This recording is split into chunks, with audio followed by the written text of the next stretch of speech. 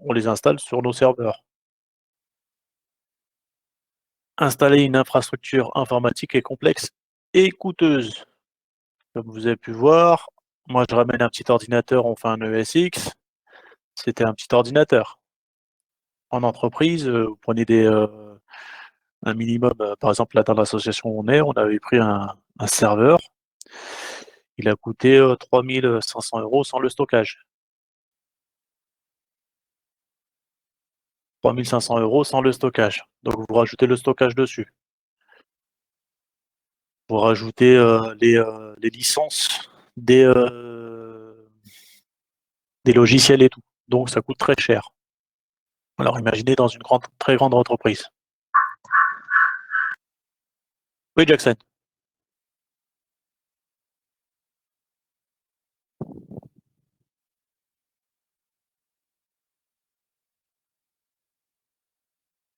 Non, mais si vous pouvez continuer, je suis désolé. Il n'y a pas de souci, Jackson. Il n'y a pas de souci. Il n'y a pas de souci. Donc, là, dans le modèle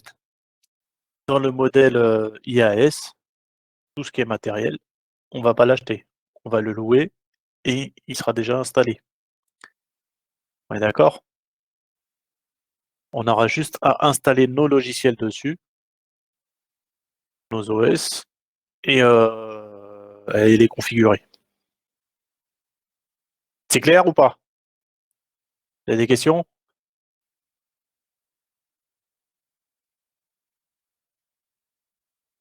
Ok. Donc, l'IAS fournit un accès à la demande aux ressources informatiques fondamentales, serveurs physiques et virtuels, réseau et stockage sur Internet selon principe de paiement à l'utilisation. Comme je vous ai dit tout à l'heure, j'ai besoin d'une machine avec 16 Go de RAM, avec 50 Tera de disque dur, avec 2 processeurs, 8 processeurs, 5 processeurs, et après, au fur et à mesure, je peux augmenter. D'accord? Et en fonction du fournisseur chez lequel on va se tourner, pour pas dire se fournir, il y a des types d'abonnements. C'est toujours en mode abonnement. Ça va être abonnement au niveau du stockage, abonnement au niveau de la RAM, abonnement au niveau du processeur, abonnement en fonction de l'utilisation, abonnement en fonction de la capacité de stockage qu'on utilise.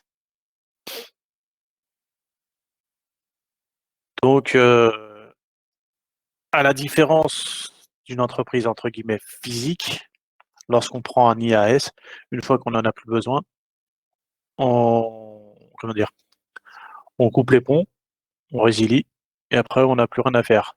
Alors que lorsqu'on est dans une entreprise, une fois qu'on a fini avec le matériel qu'on a, qu'est-ce qu'on doit faire? Soit on doit les revendre, soit on doit réinstaller, reconfigurer, racheter du matériel et comment dire, ou jeter à la casse, et là on paye. C'est clair ou pas?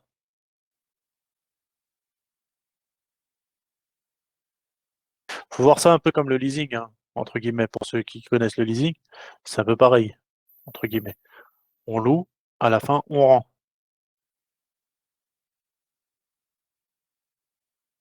Je dis pas de bêtises pour le leasing, pour ceux qui connaissent. Ok, je te remercie, Vincent.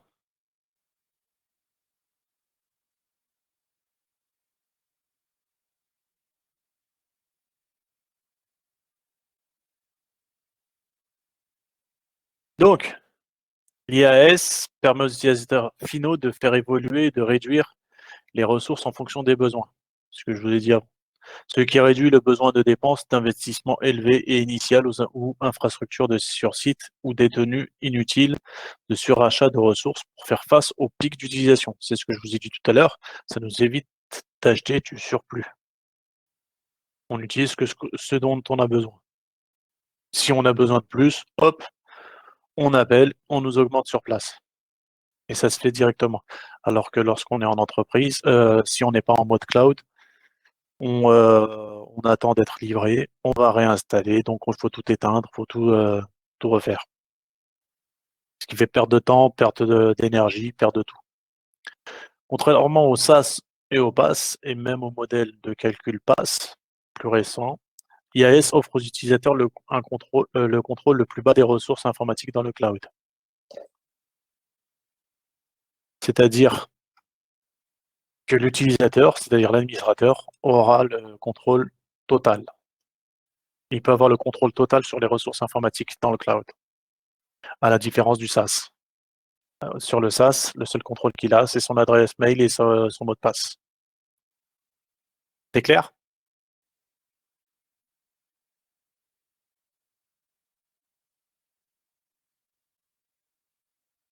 Vous avez des questions? Bah, Merci. ça veut dire, si j'ai bien compris, le SaaS, c'est destiné à l'utilisateur et le IaaS, c'est plus destiné aux administrateurs. Exactement. Exactement. IAS, c'est l'administrateur qui gère tout ça.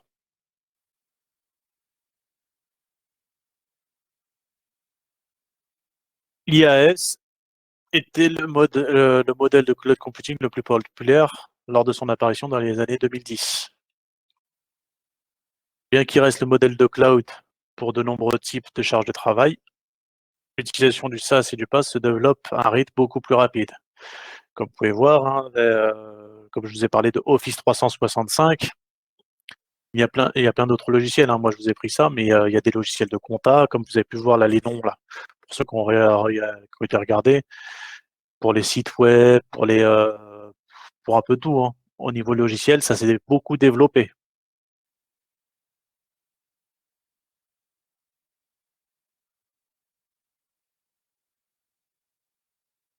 Donc là, vous avez le petit schéma.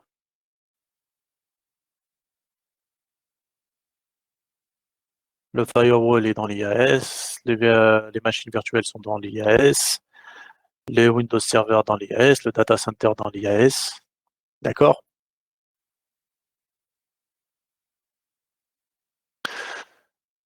Pour que vous compreniez la différence entre data center et IAS. Un IAS peut se retrouver dans un data center, d'accord? Sauf que l'IAS partage les ressources, comme je vous ai dit, avec plusieurs utilisateurs, plusieurs clients. D'accord? Alors que le data center, lorsqu'on loue une machine, elle est à nous, cette machine. C'est clair? Le data center, on loue en fait des infras physiques. Des infras physiques. C'est-à-dire, toi, en tant que client, Vincent, si toi, tu veux pas passer par un cloud, tu vas passer dans un data center, tu vas louer 3 machines. On va te prendre 3 rails, 3 rails de machines, 3 racks. Ces machines-là seront qu'à toi. D'accord? Alors que dans l'IAS, ces 3 machines, elles peuvent servir à d'autres personnes aussi. Ok, j'ai compris. Même au niveau stockage. Mais les données, bon, après, les données, elles sont protégées, elles sont séparées. Ouais, c'est ce que tu disais tout à l'heure par rapport aux RAM. En gros, les RAM dans le data center que j'utiliserai, elles seront utilisées que par moi, Que alors pour toi, ouais. que dans l'IS, ça peut être utilisé par d'autres si je les utilise pas. Exactement. Exactement. Parce qu'on a tendance à se dire, mais attends, un data center, on n'arrive pas à imaginer ça. Ça m'a pris du temps, moi aussi. Donc,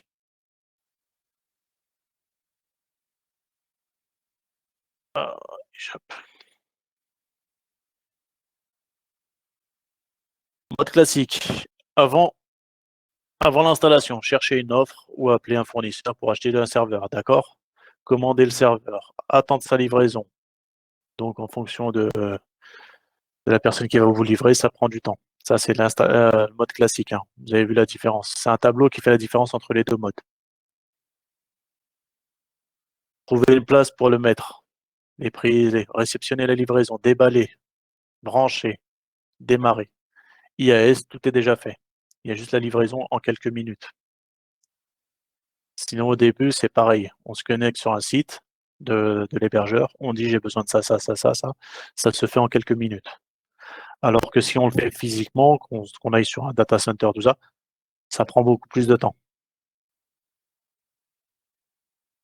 Ça a un gros avantage. Pendant la durée de l'utilisation du serveur, il faut vérifier si le matériel et notamment les disques ne tombent pas en panne. Il faut s'assurer qu'il est toujours alimenté en électricité. En cloud, rien à faire. C'est l'hébergeur qui s'en occupe. Après l'utilisation du serveur, il faut que je gère son recyclage. Ce que je vous disais tout à l'heure. Après utilisation, rien à faire. C'est l'hébergeur qui s'en charge.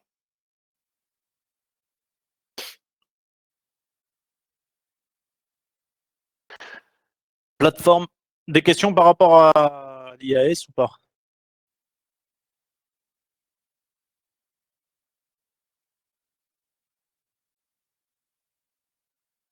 Ok, c'est toujours les mêmes qui répondent là. Bah alors, Amel, Adam, Nordé, Malika, Messieurs, nous voilà. sommes là, nous suivons, nous comprenons Oui, bien. Si oui, vous voulez mais poser des questions, si j'aimerais vous bien voulez que, poser-nous j'aimerais des bien que, questions, on va répondre. oui, mais Jackson, j'aimerais bien que les gens me disent oui, ce ne sont pas tout le temps les mêmes qui me disent oui ou non. Ah, Tu vois? c'est l'école à la maison, hein. Vous avez Ouais, ouais, raison. c'est l'école à la maison. Ah, C'est l'école à voilà, la maison. C'est la voilà. paresse de la maison. Ok. Surtout que vous êtes très nombreux. Donc, je ne peux pas vous faire chacun votre tour. Salut, ça va? C'est bon? Ça va? Ça se passe bien? Donc, on va passer au pass. Le pass, plateforme as a service. Ce modèle, ce modèle de service est le plus récent et moins connu que, que les deux premiers. Il est moins connu parce qu'il il est surtout adressé aux développeurs. Si tu n'es pas développeur, toi, le pass, il ne t'intéresse pas. Donc, il consiste à louer une plateforme, c'est-à-dire une machine avec un OS préinstallé, le tout prêt à l'emploi. D'accord? Ce service s'adresse surtout aux développeurs. Pass fournit aux développeurs de logiciels une plateforme à la demande avec matériel, pile de logiciels complète, infrastructure et même des outils de développement pour exécuter, développer et gérer les applications sans le coût, la complexité et la rigidité de la maintenance de cette plateforme. Donc, à aucun moment, que ce soit l'IAS, le PAS, l'IAS et le SAS, on a affaire à la maintenance du matériel. Tout est chez eux. D'accord?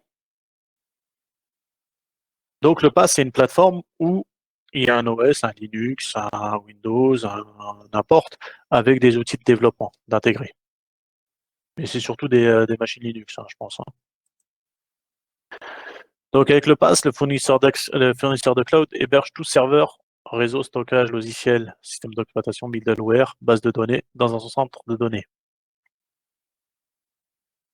Les développeurs choisissent simplement dans le menu pour faire tourner les serveurs, les environnements dont ils ont besoin pour créer, exécuter, créer, tester, déployer, maintenir, mettre à jour, faire évoluer les applications. C'est-à-dire, lorsqu'ils ont loué, les développeurs, ils ont loué un pass, ils se connectent à leur machine, ils vont tester leur logiciel, ils vont les faire évoluer, ils vont les améliorer, ils vont en créer d'autres. Et dans le pass, ils vont pouvoir faire les tests avant de les mettre en production.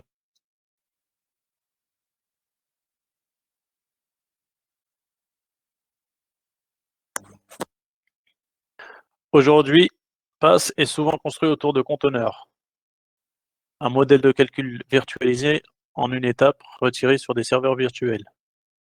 Vous avez vu, hein, ça revient souvent en virtuel, hein, la virtualisation. Tout est virtualisé.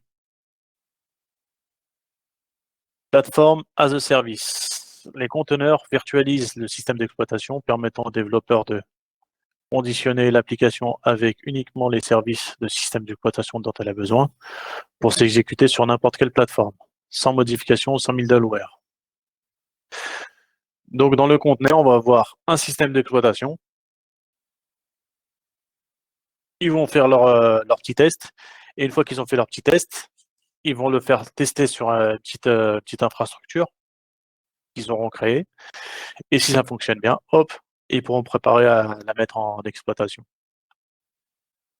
Red Hat OpenShift est un PaaS populaire pour construire autour de conteneurs Docker et Kubernetes.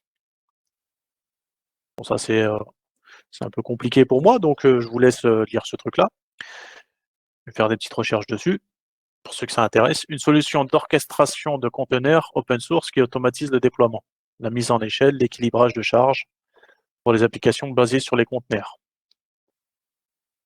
Donc on va tester les logiciels, voir quelle charge, un peu comme le Big Blue Button. Vous avez vu, Big Blue Button ce matin, il a lâché parce qu'il y avait trop de, je sais pas la panne qu'il a eue. Mais là, l'ancienne plateforme, on ne savait pas si elle allait pouvoir prendre toutes les caméras. Donc on m'a dit de dire de ne pas mettre vos caméras, car elle était moins performante et était sur un serveur plus ancien, moins de puissance.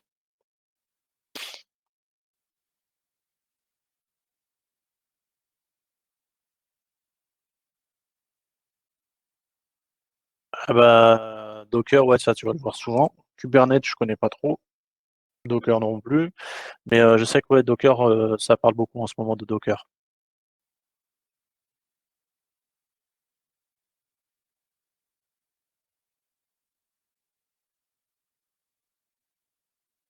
Il me semble que M. Dan, il s'y connaît plus sur Docker, hein.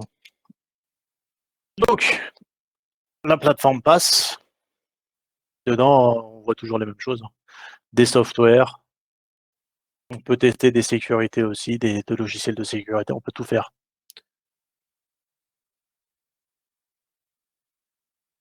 Plateforme as a service. Voilà les noms des plateformes que vous allez trouver, que vous pouvez retrouver. Alors, AWS, Amazon, Microsoft Azure et Google vous proposent les trois, hein, le IaaS, le PaaS et le SaaS.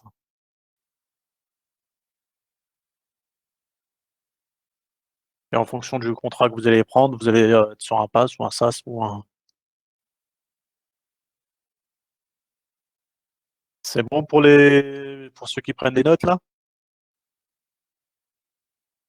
Redris IaaS.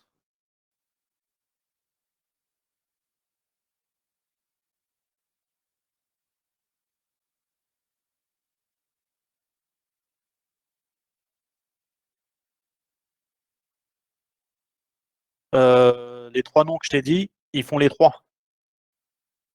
Tu as différents abonnements. Tu peux avoir du IaaS chez AWS, sur Azure, sur Google. Du PaaS, pareil. Du SaaS aussi. Quand tu regardes Google App, c'est du SaaS. Google Doc, alors comment il s'appelle leur truc? J'ai oublié le nom.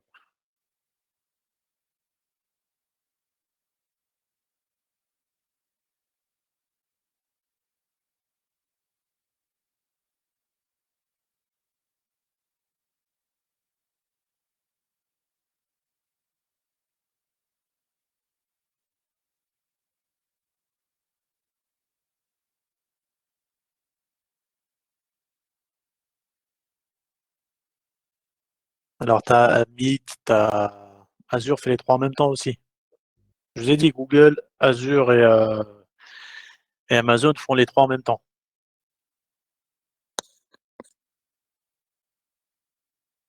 D'accord? C'est bon, Driss?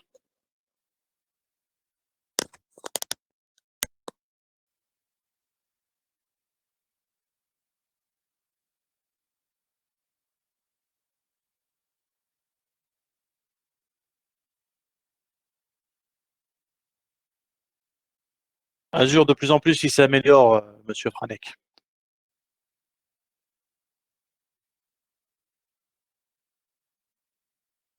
Celui qui a le monopole pour le moment, c'est Amazon. Problème d'Azure, pour le moment, il est bloqué que sur Microsoft. Donc sur Windows, il commence à mettre quelques machines Linux.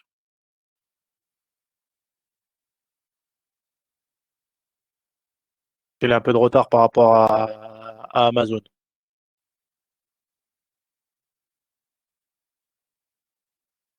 Donc le DAS, ça, on n'en parle pas trop. On va lire vite lire la petite page. Desktop as a Service est une technologie de virtualisation qui permet aux utilisateurs d'accéder à un bureau virtuel via un portail web sécurisé.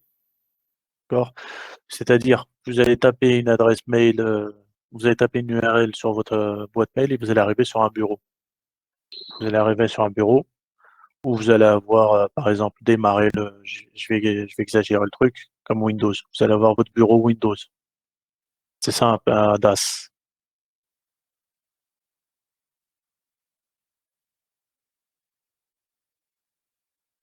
En C'est fait, c'est bon? du remote control sur un serveur. C'est sur un serveur, voilà. Tu auras un peu ce genre-là, quoi. Comme un. C'est plus. Le client léger, c'est la page web, Linda. Le client léger, c'est la page web. Et quand tu vas arriver, comme a dit Sylvain, comme a dit Vincent, c'est comme un RDS, RDP. Tu accèdes à une page qui s'appelle un bureau sur un serveur.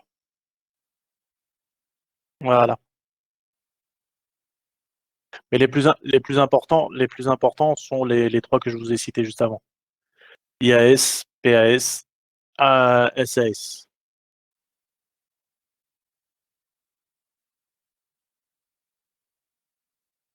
Donc, avantage du DAS, vous gagnez en mobilité puisque vous accédez à l'ensemble de vos logiciels n'importe quand, depuis tous vos appareils. Que ce soit IAS, SAS, PAS ou DAS, on gagne en mobilité. D'accord? Toute contrainte informatique, pareil. Bénéficier d'une informatique performante sans aucun investissement. Euh, Pendant un moment, ils vendaient pour ceux qui jouent, il me semble qu'ils vendaient des ordinateurs pour se connecter direct, sans OS, et tu te connectais direct à une plateforme de jeu. Il me semble que c'est Valve ou Steam, pour ceux qui connaissent. Bah, c'est Shadow, c'est le même principe. Et bah, c'est à peu près le même principe. L'ordinateur, il n'y a rien dedans. On utilise les ressources qui sont sur le serveur et tout. On est d'accord ou pas? Pour les gamers, ceux qui connaissent. Ok. Donc voilà. Les trois modèles de déploiement, excusez-moi. Et Philippe.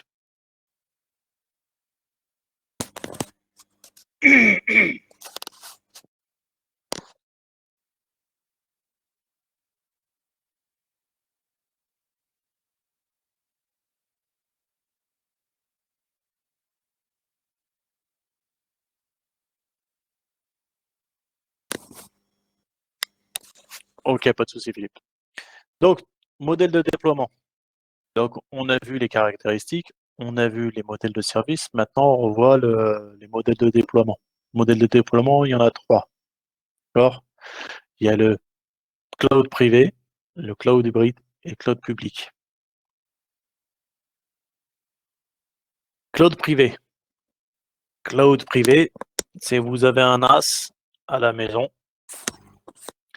Vous avez un NAS à la maison. Vous avez créé un NAS sur vos serveurs. C'est à vous. Il n'y a pas de partage, c'est pas partagé. C'est-à-dire, moi, si j'ai un NAS à la maison, j'ai un QNAP, je crée mon cloud, j'y accède de l'extérieur, mais j'y accède chez moi. D'accord? Je le produis,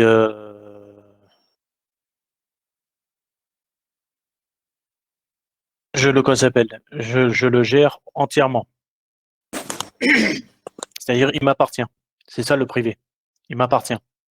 C'est un peu comme tout à l'heure quand on parlait de data center et de IAS. Là, le cloud privé, il vous appartient. Donc l'infrastructure cloud est provisionnée pour une utilisation exclusive par une seule organisation comprenant plusieurs consommateurs. D'accord? Plusieurs consommateurs, c'est-à-dire vous avez votre propre cloud en entreprise. Par exemple, Cefiac, il a son NAS. Dedans, ils mettent leur cloud. Vous y accédez. Ils vous donnent les identifiants pour y accéder. D'accord? Il peut être détenu, géré, exploité par l'organisation, c'est-à-dire en local, ou il peut être aussi chez le data center, en dehors des locaux. C'est clair ou pas?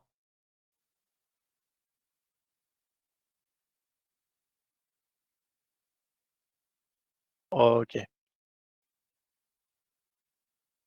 Les avantages sont l'accès en self-service à l'interface de contrôle, permettant à l'équipe informatique un approvisionnement rapide et à l'allocation ou la livraison de ressources informatiques à la demande. De même, la gestion des ressources est automatisée aussi bien pour le stockage ou l'analyse.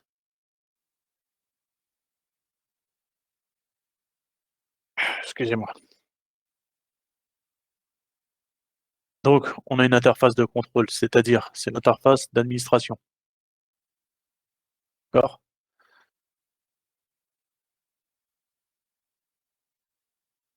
De même, la sécurité et la gouvernance sont reçues sur mesure pour les besoins spécifiques de l'entreprise.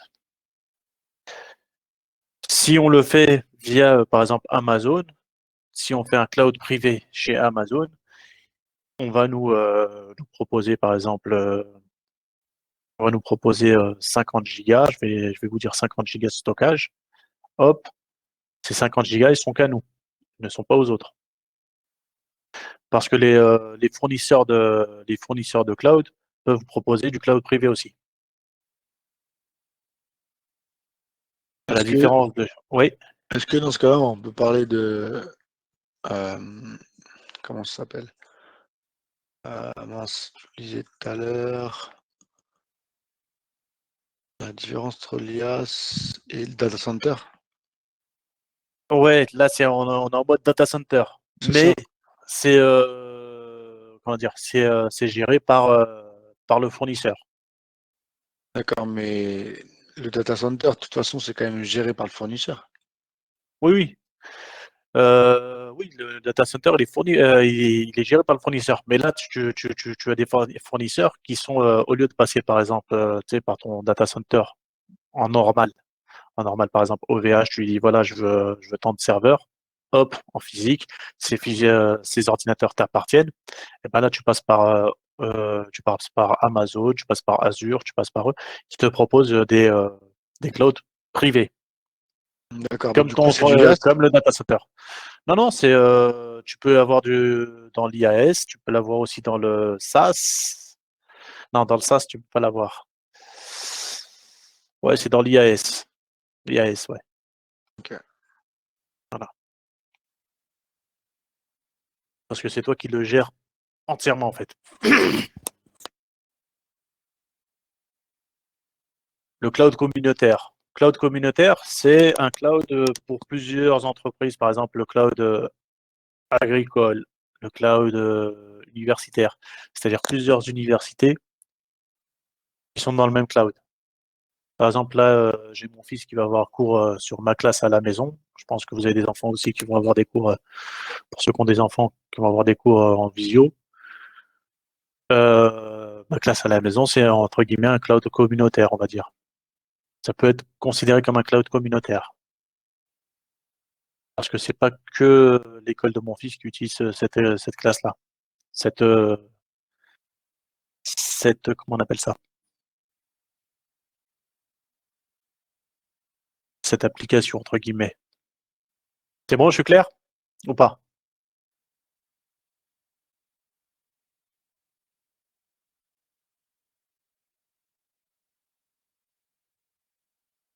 C'est-à-dire configuration, Driss.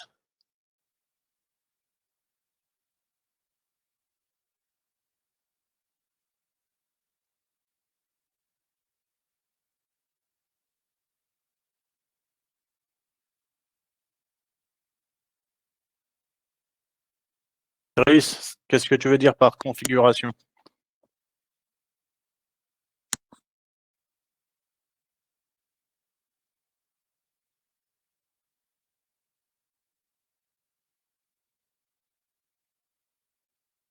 Bon, on reviendra alors.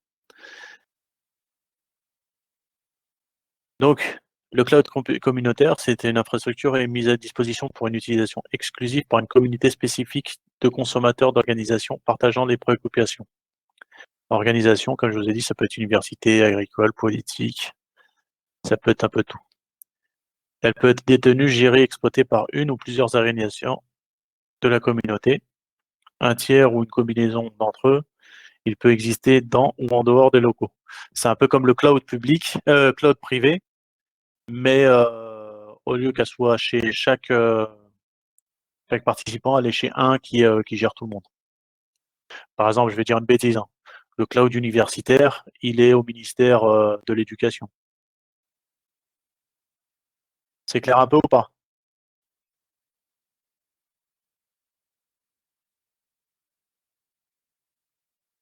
Ok. Le cloud public. Cloud public est configuré pour une utilisation ouverte par le grand public. Il peut être détenu, géré et exploité par une entreprise, une université, une organisation gouvernementale, une combinaison des deux. Il est situé dans les locaux du fournisseur de cloud. Les clients payent uniquement pour des cycles de CPU, le stockage, la bande passante qu'ils consomment. Donc là, à la différence du cloud privé, là où vous avez tant de stockage, tant de RAM, tant de CPU, là, vous allez payer en fonction de l'utilisation du processeur, du stockage, de la bande passante. Le temps, en fait, quand on parle de bande passante, c'est le temps que vous passez dessus. D'accord? Le temps d'utilisation. Les principaux fournisseurs de cloud public sont Amazon Web Services, Microsoft Azure, IBM, Google Compute Engine. C'est clair ou pas? Ce que je vous disais tout à l'heure, en cloud public, vous pouvez être facturé en fonction de l'utilisation. C'est-à-dire si vous utilisez 50 gigas, hop, on va vous faire facturer sur 50 gigas en fonction du contrat que vous avez. Si vous baissez, on va vous réduire la facture. Le temps de travail, c'est-à-dire le temps que vous passez dessus. Si vous passez 8 heures, vous paierez plus que si vous passez que 4 heures dessus. C'est en fonction du contrat que vous signez.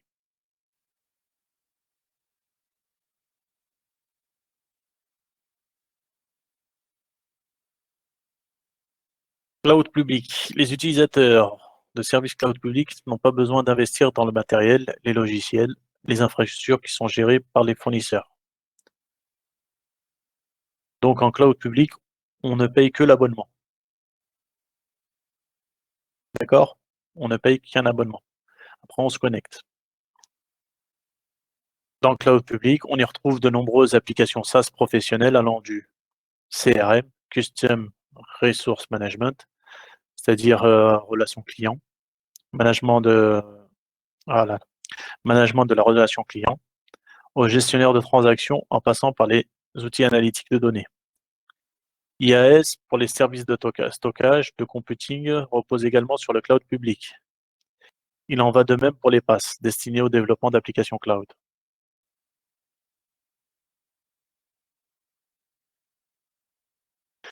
Le cloud hybride. Cloud hybride, c'est quoi? C'est l'utilisation des deux clouds, public et privé. On peut utiliser le cloud privé pour nos données, d'accord?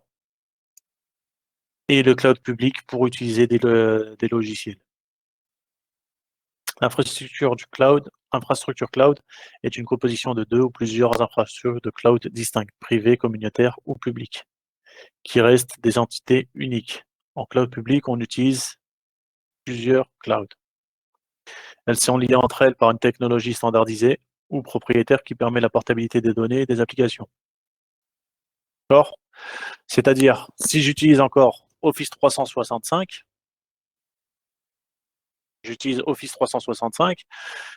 Dans mon cloud privé, j'ai des documents Word, Excel et tout. Je vais les ouvrir avec Office 365.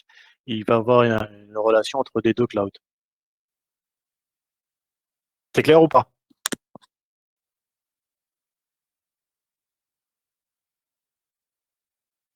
Non, je vous ai perdu.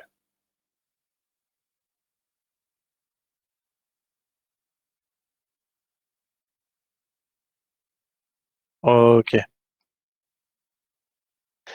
Je disais que le cloud hybride, c'est un mélange des deux clouds, en général, privé et public, ou public et communautaire.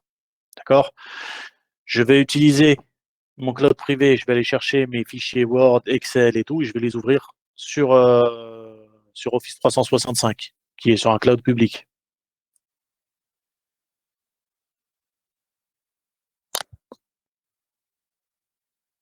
Je répète encore?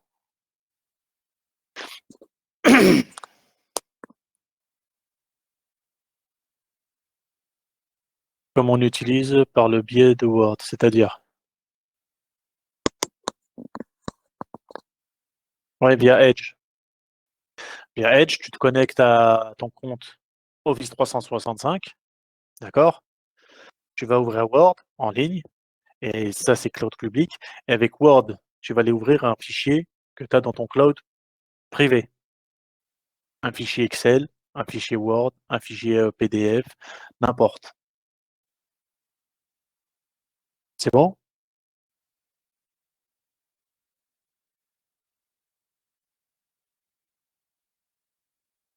Ok, Rezika, c'est bon? Ok, super.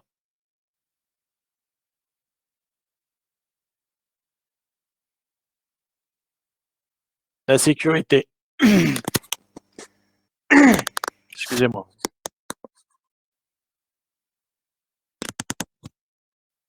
Les idées reçues par le cloud computing. Le cloud n'est pas sécurisé. Le cloud est dédié uniquement aux grandes entreprises. Si on opte pour du cloud, on perd les investissements déjà réalisés.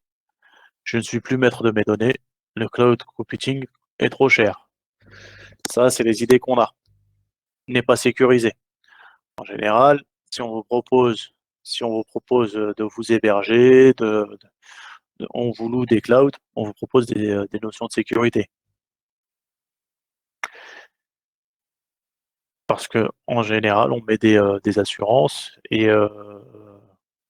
les assurances coûtent très cher pour les entreprises, pour comment dire, pour les fournisseurs de cloud. Donc, ils vont tout mettre en œuvre pour pas vous donner pour pas vous rembourser. Donc, ils vont sécuriser tout ça. Uniquement aux grandes entreprises. Comme on a vu, on a tous un petit cloud, on a tous accès à nos boîtes mail et tout. Donc, c'est pas dédié uniquement aux grandes entreprises.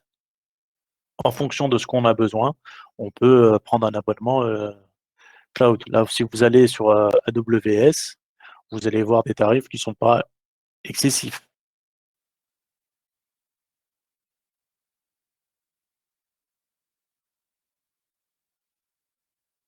Euh, les pertes d'investissement déjà réalisées, je ne sais pas. Je ne sais pas. Puisque les investissements qu'on réalise, c'est surtout les données. Là, dans le cloud computing, le mot important, c'est les données. Les données, on est toujours maître de nos données.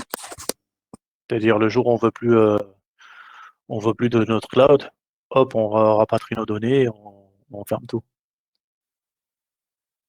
Et cloud computing est trop cher, comme je vous ai dit, hein. Il y a des tarifs en fonction du besoin.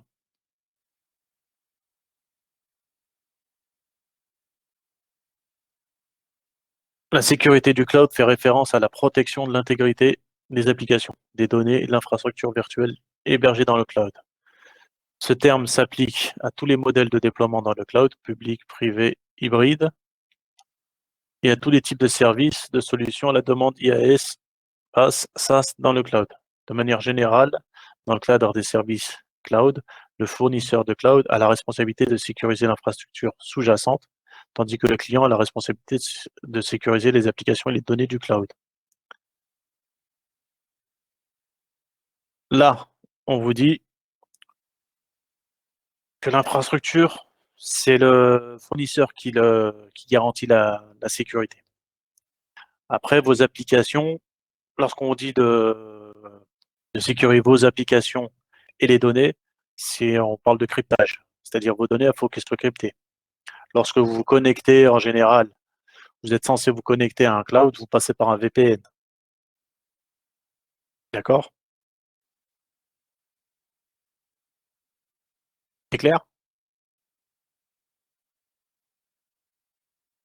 Ok.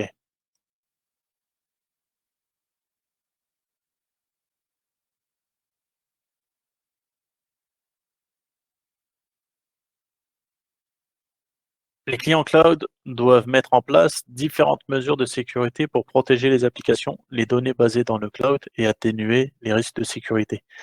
Les bonnes pratiques de sécurité incluent souvent les points suivants. Sécuriser la console de gestion du cloud. Tous les fournisseurs de cloud fournissent des consoles de gestion permettant d'administrer les comptes. C'est-à-dire, lorsque vous prenez comment on appelle ça? Un cloud, lorsque vous créez un cloud chez chaque fournisseur, vous avez, comme on disait tout à l'heure, l'administrateur au niveau IAS. Il va avoir un tableau. Il va avoir son tableau comment dire, d'administration où il va tout gérer. Il va mettre des droits, il va donner des droits, il va interdire des droits, comme d'habitude. Ce qu'on fait en physique, on le fait en cloud. C'est exactement la même chose.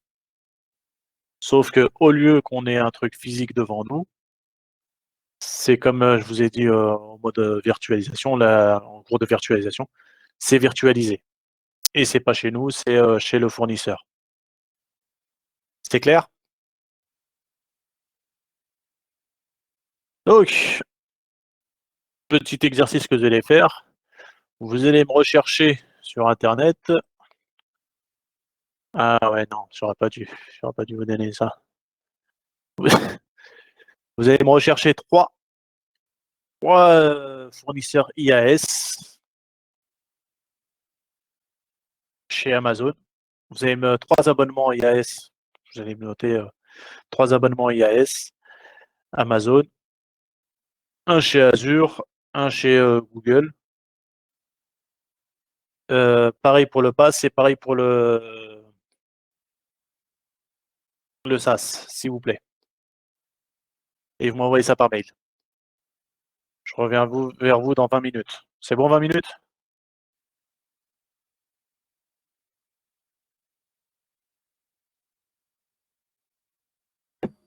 C'est clair pour tout le monde ou pas? Monsieur, excusez-moi, est-ce que vous Oui, pouvez j'accepte. écrire Comment? vous pouvez Attends, je vais écrire écrire. ce qu'on est censé faire, s'il vous plaît?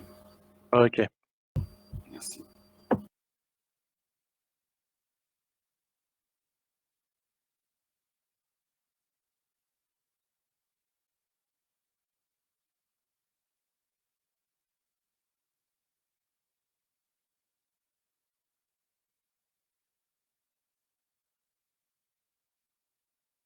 Et vous me l'envoyez par mail. Vous avez trouvé.